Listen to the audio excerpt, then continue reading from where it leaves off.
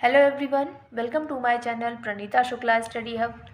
आज की इस वीडियो में फोकस बुक का हम चैप्टर 10 पढ़ेंगे, जो कि क्लास 7 की बुक है। तो प्रीवियस वीडियो में प्रीवियस 2 वीडियोस में हमने चैप्टर लोनली संडे पढ़ा था। तो आज के इस वीडियो में हमें गोदान पढ़ना है। इसको मैं हिंदी में एक्सप्लेन करूँगी, जिससे आपको पूरी स्टोरी अच्छे से समझ में आ जाए। गोदान स्टोरी जो है वो मुंशी प्रेमचंद ने लिखी है। मुंशी प्रेमचंद ने कई नॉवेल भी लिखे हैं उर्दू में, तो वो भी काफ़ी अच्छे हैं। और आई होप जब आप इसको पढ़ेंगे इस स्टोरी को तो आपको काफ़ी अच्छा लगेगा। तो चलिए इस स्टोरी को स्टार्ट करते हैं। Chapter 10 Godan. In this passage, we get a glimpse of the life of the peasants when the British ruled India. तो इस पैसेज में, यानी कि इस स्टोरी में, इस पैसेज में आप क्या पढ़ेंगे? एक झलक देखेंगे। ग्लिम्स मीन्स होता है झलक। एक झलक देखेंगे किसके जीवन की? किसानों के जीवन की, जब ब्रिटिश रूल इंडिया पर था। यानी कि ब्रिटिश रूल जब इंडिया पर जब ब्रिटिश का रूल था, तो उस टाइम पे जो पीजेंट्स थे, जो फार्मर्स थे, उनकी कैसी कंडीशन होती थी, उसकी एक छोटी सी झलक आप यहाँ पे देखेंगे। The word Godan means the gifting of a cow. तो गोदान का मतलब क्या होता है? किसी को काउ गिफ्ट करना, यानी कि दान में किसी को गाय देना। गोदान इट मीन्स गाय का दान। होरी a peasant lives in a village with his wife धनिया, 2 daughters and a son। होरी जो कि एक किसान था और गांव में रहता था अपनी वाइफ धनिया के साथ। उसकी वाइफ का नाम क्या था? धनिया था। और उसकी 2 daughters भी थी, 2 बेटियां थी और एक बेटा था।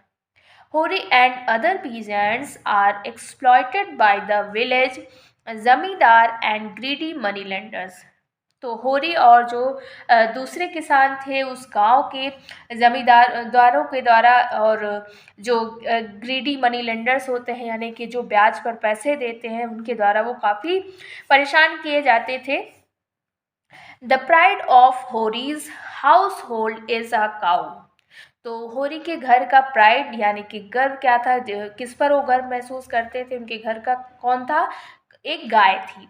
विच he needs to sell to pay off the rent he owes the जमींदार। तो ऐसा टाइम आता है इनकी लाइफ में कि इनको अपने गाय को बेचने की ज़रूरत पड़ जाती है। किस लिए? जो कर्ज लिया था होरी, उसको वापस करने के लिए।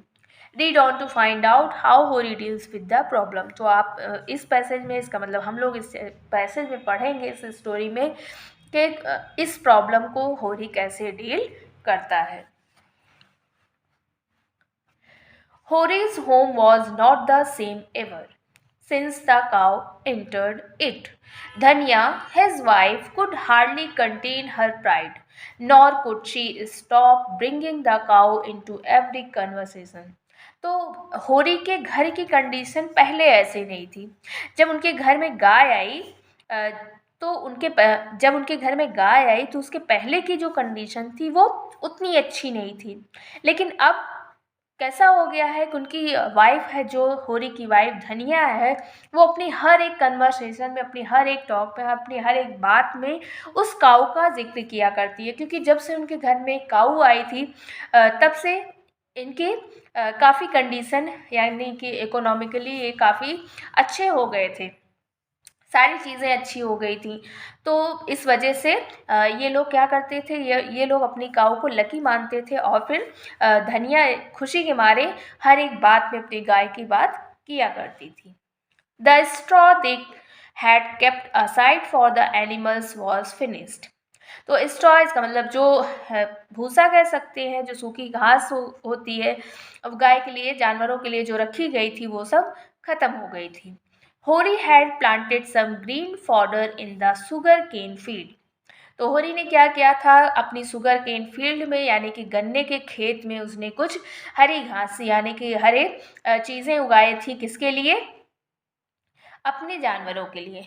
The animals would have to make do with that until the rains came.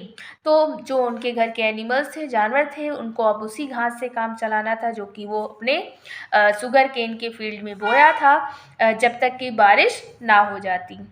June was half over and there were no signs of the monsoon. तो जून लगभग आधा बीत चुका था, लेकिन अभी भी कोई मानसून का कोई भी सिंबल, कोई भी साइन नहीं दिख रहा था. देन वन डे, तभी एक दिन, dark clouds gathered in the sky and the first showers of the season began to fall. तो तभी एक दिन क्या होता है कि डार्क क्लाउड यानी कि बादल छा जाते हैं, बदली होती है आसमान में, और फिर सीजन की पहली बारिश होती है. The farmers ran for their ploughs. इसको आप प्लब्स भी पढ़ सकते हैं, इसको प्लाउज भी पढ़ सकते हैं, applause. Their plows, but before they could start sowing the kharif crop, an officer of Rai Sahib arrived with a message. The farmers ran for their plows. तो फार्मर यानी कि जब पहली बारिश होती है तो किसान अपने खेत को जोतने के लिए दौड़ते हैं, भागते हैं. But before they could start sowing the kharif crop, लेकिन वे खरीफ क्रॉप को बो सकते, यानी कि बोना स्टार्ट ही करते. इतने में क्या होता है फिर, an officer of Rai Sahib arrived with a message. Rai Sahib का एक ऑफिसर एक मैसेज के साथ आता है. No farmer would be allowed to till his fields. और वो मैसेज क्या देता है कि कोई भी किसान अपने खेत में अनाज नहीं बोएगा until he paid up whatever rent he owed the जमींदार. जब तक कि वो अपने कर्ज को चुका नहीं देता है जो कि वो जमींदार से लिए हुए हैं. यानी कि सख्त मना कर दिया जाता है कि कोई भी अपने खेत में कुछ बो नहीं सकता. This was a cruel blow. ये काफ़ी अन्याय था. क्रूवेल ब्लो इसका मतलब ये काफ़ी इन लोगों के लिए काफ़ी जो है क्रूवेल बिहेवियर था, यानी कि क्या कह सकते हैं कि उनके लिए काफ़ी कठोर डिसीजन था, निर्दयी थे, काफ़ी निर्दयी वाला डिसीजन था. Rai Sahab had never been so harsh before. Rai Sahab इससे पहले कभी हार्श नहीं हुए थे, यानी कि राय साहब का बिहेवियर ऐसा पहले कभी नहीं हुआ था, इतना ज़्यादा क्रूएल्टी उनके अंदर कभी नहीं आई थी. Even if they still owed him money, the farmers were not running away from the village. यहाँ तक कि ऐसा हुआ था कि even if they still owed him money, the farmers were not running away from the village. यहाँ तक कि वो खुद ही पैसे उधार दे दिया करते थे और किसान को अपना गांव छोड़कर जाना नहीं पड़ता था. If they were not allowed to plant their crops, यदि किसानों को उनके खेतों में क्रॉप यानी कि फसल उगाने नहीं दिया जाएगा, where would they get the money to pay him. तो वे पैसे चुकाएंगे कैसे. Their earning was from the land after all. और उनकी जो भी अर्निंग थी, जो भी इनकम थी, जो भी कमाई थी, वो उनके लैंड से मिलती थी, यानी कि उनके खेतों से ही मिलती थी. Only the other day, how sincerely Rai Sahib had spoken to Hori about kindness and fair treatment. और यहाँ तक कि एक दिन की बात है, एक दूसरे दिन की बात है कि राय साहब क्या कहते हैं, Rai Sahab had spoken to Hori about kindness and fair treatment. Rai Sahab Hori से किस बारे में बात कर रहे थे, काइंडनेस और अच्छे फेयर ट्रीटमेंट यानी कि अच्छे व्यवहार के बारे में बात कर रहे थे. Now the same man was inflicting this injustice. तो अब क्या हो रहा है कि वही आदमी जो दया की बातें करता था और फेयर ट्रीटमेंट की यानी अच्छे बिहेवियर की बातें करता था, दूसरों को परेशान ना करने की बातें करता था, आज अचानक से ही वो एकदम से पूरी तरीके से बदल गया है और ये अन्याय किसानों पर कर रहा है. On his poor tenants. Hori thought of going and appealing to him but then gave up the idea. होरी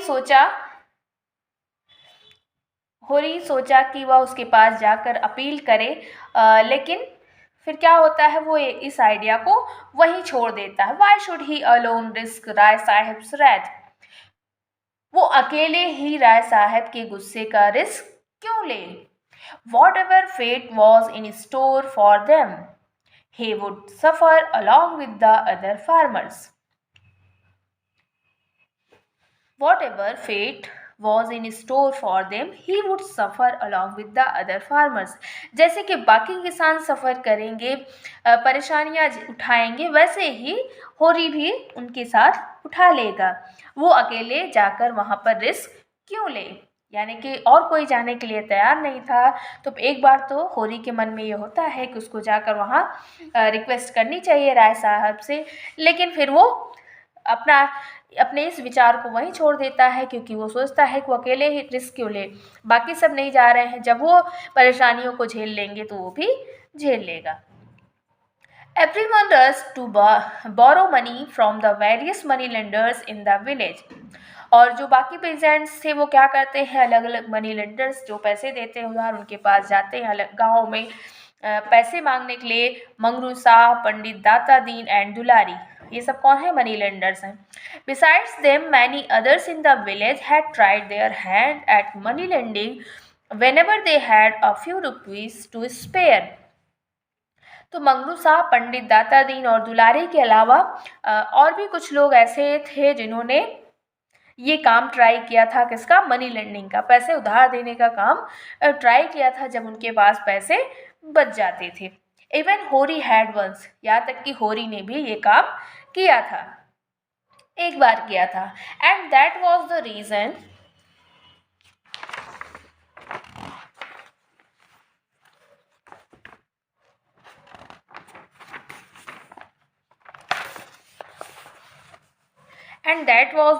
for the rumor that he had some money buried somewhere। और यही रीज़न था कि ये र्यूमर था कि होरी के पास कुछ पैसे दबे हुए हैं, यानी कि कहीं पर उसने ज़मीन के नीचे दबाकर रखा हुआ है। Hori's self-respect did not allow him to go to those money lenders in whose debt he already was। होरी की जो सेल्फ रिस्पेक्ट थी वो उसको अलाउ नहीं कर रही थी कि वापस वो उन्हीं मनी लेंडर्स के पास जाए जिनसे वो पैसे पहले से ही ले चुका है और अभी तक दे नहीं पाया है, यानी कि उसको वहाँ पे जाने में संकोच हो रहा था। He had no option but to go to Jhinguri Singh, the wealthiest Mahajan whose agents moved from village to village advancing loans। उसके पास जो है कोई ऑप्शन नहीं था कहाँ जाने के अलावा, झिंगूरी सिंह के पास जाने के अलावा, जो कि वेल्दिएस्ट महाजन था, यानी कि काफ़ी रईस महाजन था, और जिसके एजेंट जो है गांव-गांव जाकर लोगों को लोन ऑफ़र किया करते थे, यानी कि लोगों को कर्ज ऑफ़र किया करते थे। Jhinguri Singh himself was the agent of a much bigger money lender in the city. और झिंगूरी सिंह जो था वो खुद शहर के काफ़ी जो बड़े मनी लेंडर थे उनका एजेंट था, यानी कि वो उनके लिए काम किया करता था। He never लोन्ड money without observing all the legal formalities. और झिंगूरी सिंह जो था वो कभी भी लोन ऐसे ही नहीं दे दिया करता था, जब तक कुछ लीगल फॉर्मेलिटीज़ पूरी नहीं हो जाती थी जो भी उसकी थी, तब तक वो पैसे उधार नहीं दिया करता था। Besides extracting the stamp duty and the customary gift from his debtor, he also took a year's interest in advance। यहाँ तक कि वो क्या करता था, जो स्टैम्प ड्यूटी होती थी, यानी कि स्टैम्प और कस्टमरी गिफ्ट, जो कर्ज लेते थे उनकी तरफ से गिफ्ट नहीं मिल जाता था। और यहाँ तक कि he also took a years interest in advance, यहाँ तक कि वो 1 ईयर का एडवांस इंटरेस्ट भी ले लिया करता था। This means that if he advanced a loan of 50 rupees, what the farmer actually received was not more than 17। तो कहने का मतलब ये है कि अगर कोई 50 रुपीज़ का लोन ले रहा है तो वो साल भर का जब उसी में से इंटरेस्ट भी दे देगा, यानी कि ब्याज भी दे देगा, तो उसको टोटल रुपए मिलेंगे कितने, 17 रुपीज़। तो ये झिंगूरी सिंह की चालाकी थी कि जो घूम फिर कर पैसे देता भी था और ले लेता था। When Hori came to see him, Jhinguri Singh was cleaning his teeth with a दातुन. जब होरी झिंगूरी सिंह के पास आया तो झिंगूरी सिंह क्या कर रहा था, दातुन से अपने दांतों को साफ कर रहा था. He was a short, stout, dark man with a long nose and a longer mustache. तो वो देखने में कैसा था, छोटा सा, नाटा सा, काला सा और लंबी नाक वाला और लंबी लंबी मूछें थी. He looked a bit of a clown, but when it came to money matters he was merciless. वो देखने में तो जोकर जैसा था, लेकिन बात जब पैसों की होती थी तो वो मर्सी लेस हो जाता था. इसका मतलब वो निर्दयी हो जाता था, उसको किसी पर दया नहीं आती थी. आई होप आपको इतनी स्टोरी अच्छी लगी होगी और आपको अच्छे से समझ भी आ गई होगी. ये वीडियो काफ़ी लेंदी हो जाएगा, इसलिए इसका जो आगे की स्टोरी है उसको हम नेक्स्ट वीडियो में पढ़ेंगे. तब तक के लिए गुड बाय. Thank you.